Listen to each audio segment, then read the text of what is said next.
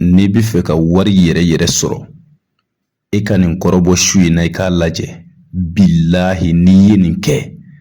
ala bi wari karaba k'a d'i ma diɲɛ nafolo ala b'a karaba k'a d'i ma bisimilahi arrahmani rahim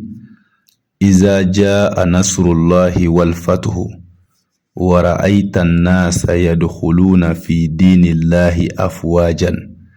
fasabbih bihamdi rabbika wastaghfirhu innahu kana tawwaban.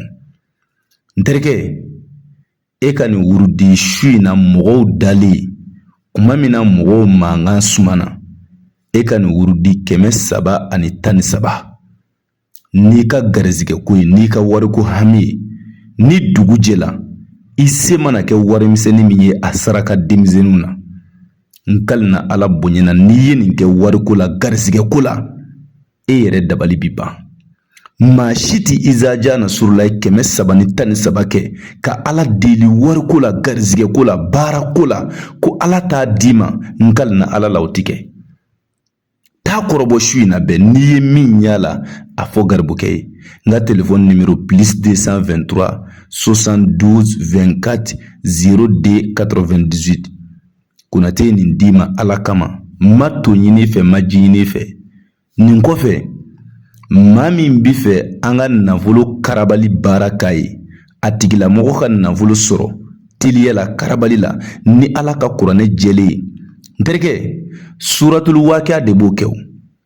iza wakati diɲɛ dɔnnibaw a karamɔgɔw a moriw olu de farala ɲɔgɔn kan ko iza wakati de ye nafolo sura direct ye kuranɛ kɔnɔ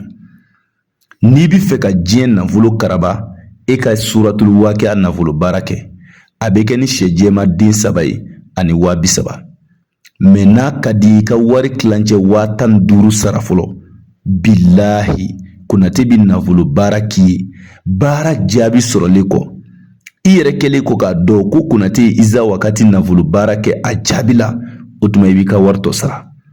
telefɔni numéro +223 72 24 02 98 i bɛ diɲɛ jamana o jamana i bɛ dugu o dugu i bɛ quartier o quartier baara bɛ se ka kɛ k'i to i sigiyɔrɔ la